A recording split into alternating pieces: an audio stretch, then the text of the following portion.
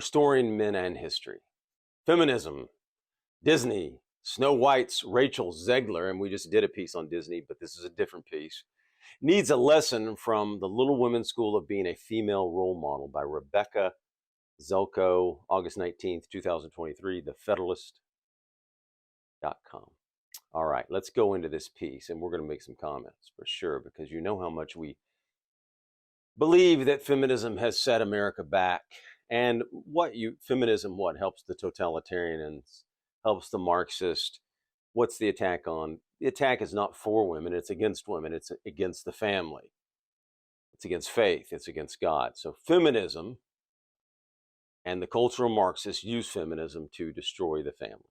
Its purpose is to destroy. And Disney is doing it through Snow White. Let's watch this. Rachel Zegler, the star of Disney's upcoming live-action Snow White, has spent what seems like every interview about the movie regurgitating the tired talking points of current day, ready for it, wait for it, feminism. If you like this video, please like, subscribe, share. We would appreciate it. Thank you.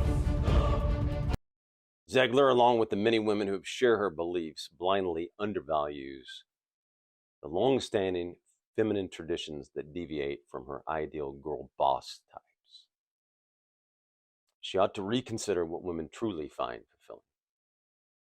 When asked about Disney's new angle on the fairy tale during an interview, and I think we read this during the last one, let's read it again because it's so ridiculous. Zegler said, quote, "I just mean that it's no longer 1937. I wish it was. And we absolutely wrote a Snow White who's not going to be saved by the prince." See how this ideology, the cultural Marxism, destruction and attack of the family. And she's not going to be dreaming about true love. She's going to be dreaming about becoming the leader she knows she can be. Okay, what is that, 0.01% of women? I've never dated any woman that dreams about becoming a leader. Not one. I've also run the mixed groups. I think I've only known one that wants to be a leader. Okay, one. And all those years and years. Number two, dreaming about true love. Now, here's the point. Here's where the culture Marxists and the destruction of the family.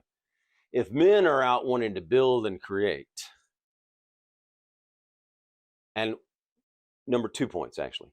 If men are out building and creating, who needs to be focused on true love? The woman does. Because we're going to be focused on building, creating, right? And then later providing for our wives and children. So if we're going to provide, she's got to be focused on love. And what's going to give women the most happiness? Well, you know it. I've heard it. I've been told this by many women, and I've read the articles. Love. Women want to be loved. Men want to be respected, right? There's even in Ephesians, what's the line in Ephesians? Women, love your husbands. Women, respect your husbands. Men, love your wives. Why is that? Because it's a natural inclination. Why do you think that was written? For men to want respect and for women to want to be loved. They need that love. So this is insidious to tell women not to go for it. And then they end up being very unhappy. Zegler's progressive take is actually regressive, mirroring trends that negatively impact marital stability and social cohesion. So family is important. Totalitarians and tyrants know this. They know that good families, strong families where men and women love each other, a man and a wife love each other. Look, the transgender movement, all of these movements, feminism, by the way, it's third wave feminism that pushed the transgender movement. It's second wave feminism that pushed being a mother's not enough. Being a wife's not enough. Of course, it's more than enough. It's a valued position in society. We value it. Being feminine is enough. Okay? Don't buy the nonsense. Don't buy the foolishness, as Proverbs would say. Social key, she fails to see the value in a reality men and women do live and many women find fulfilling. Zegler and those who share her beliefs could benefit from listening to the classics rather than jumping to critique them. Sharing what Louisa May Alcott's Little Women. Have you seen the movies? Little Women, the classics, the old ones? They're good. Pretty good. I mean, even a guy can, appreciate them. Let me say it that way. It's not an action film or particularly a guy's film, but it has those traditional moments, and the sisters are interesting. So Jo March, like Zegler, is strong-headed, talented, and ambitious, and paralleling these qualities is her disdain for the traditional trajectory.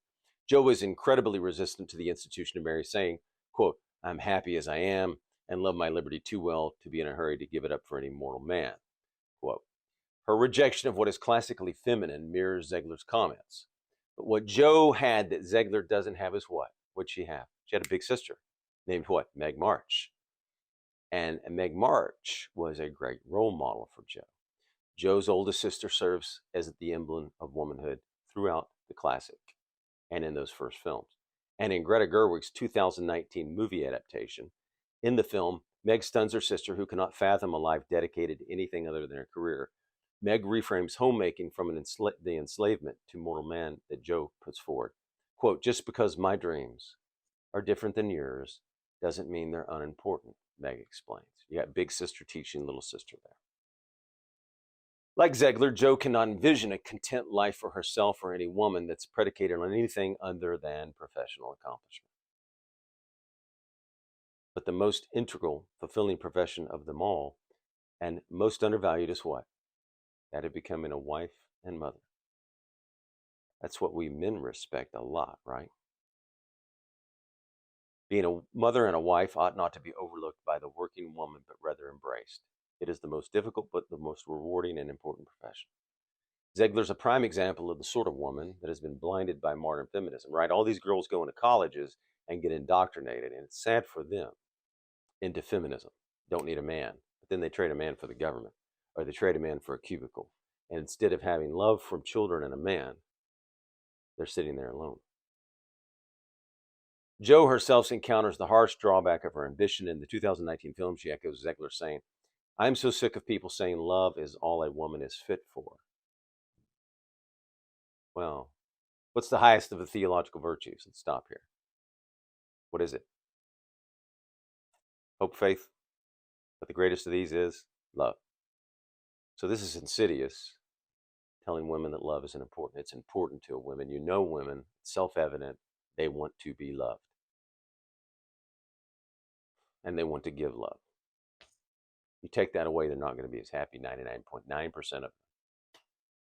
They're fighting God. They're fighting human nature. That's what they're doing.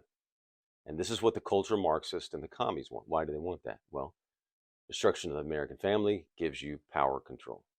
And it also gives certain corporations more money. However, that's not all corporations care about, as the evidence is Disney. Disney fights against money all the time because they love to put out their bad propaganda, right? There's good propaganda, bad propaganda. Worldview versus worldview. We have a worldview. Disney has a bad worldview, right? They have their own worldview. They like cultural Marxism. I don't. But okay, now here's a great line. And then in one of the most honest and difficult moments of her womanhood, Jo admits this, but I'm so lonely.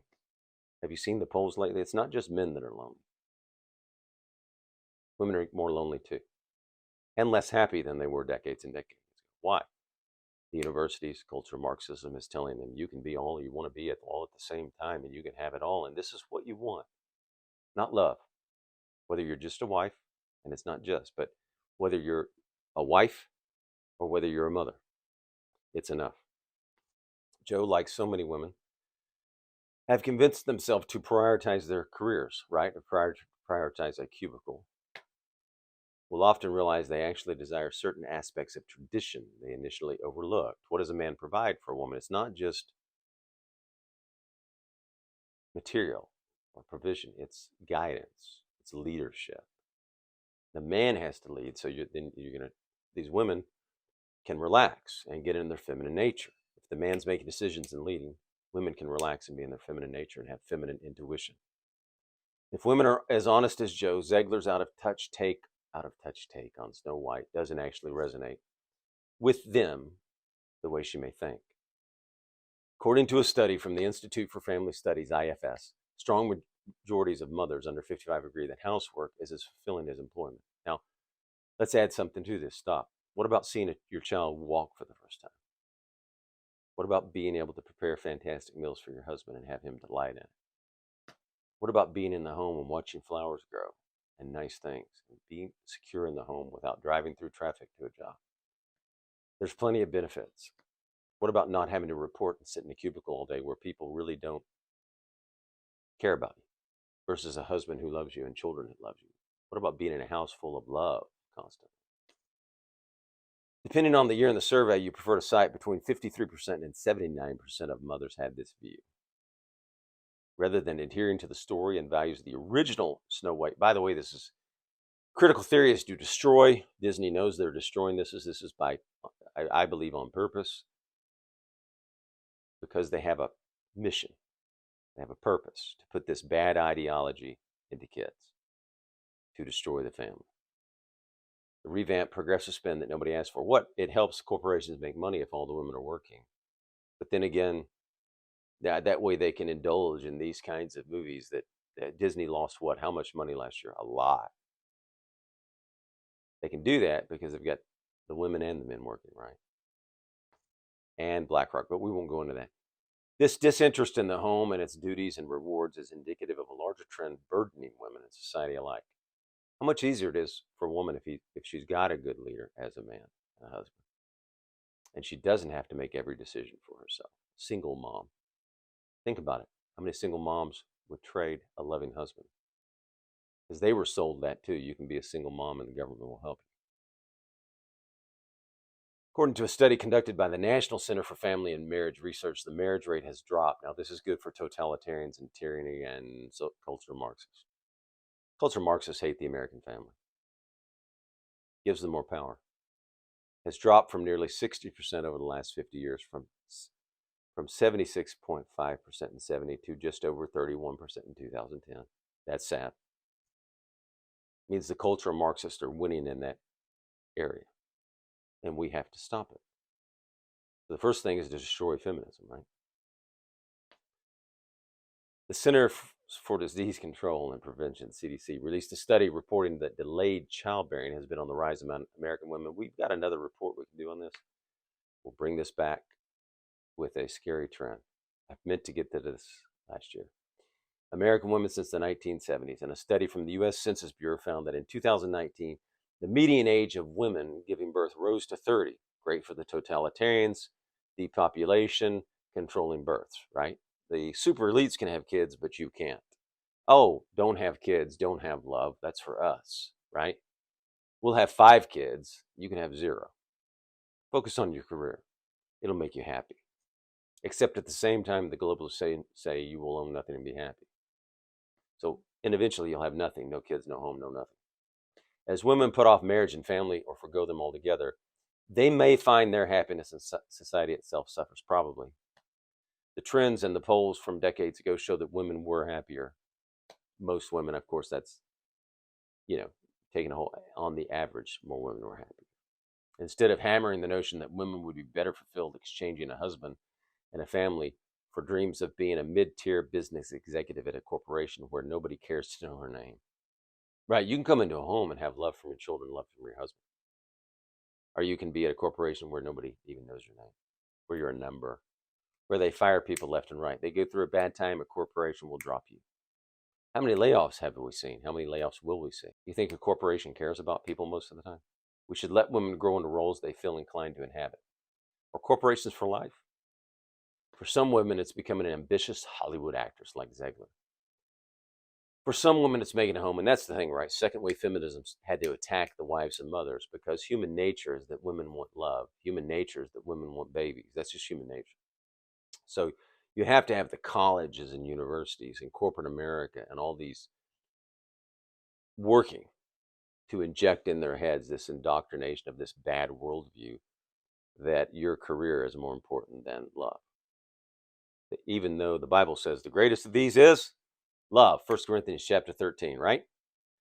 Greatest of the theological virtues is love. But the greatest of these is love. For some women is making a home. Let women make decisions for themselves. Rachel, and you may be proven wrong for oftentimes, as Meg learned, a woman's happiest kingdom is at home.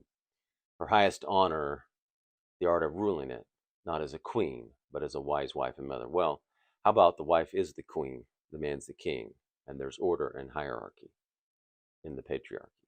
Love is the greatest of the theological virtues. It's in a woman's heart to be loved. You know it, you've seen it, you've heard it. If you've dated women, what can cause an argument with a woman? Let me ask you that question first. What causes an argument with a woman? Think about this real quick. I want you to think. What causes problems with a woman? When she doesn't feel what? Loved by you. If she knows you love her and she feels it, women have to feel things. If she feels you love her, you're going to have less problems. So what does that show you? Women value love. And we need women to want love. That's what keeps families together, because as men, we're going to build things. We're going to create things. We want to do things. We want to go out.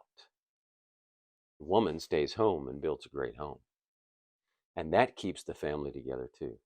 The man keeps the family together too. He leads. Culture Marxists, totalitarians, and tyrants know they must destroy the family.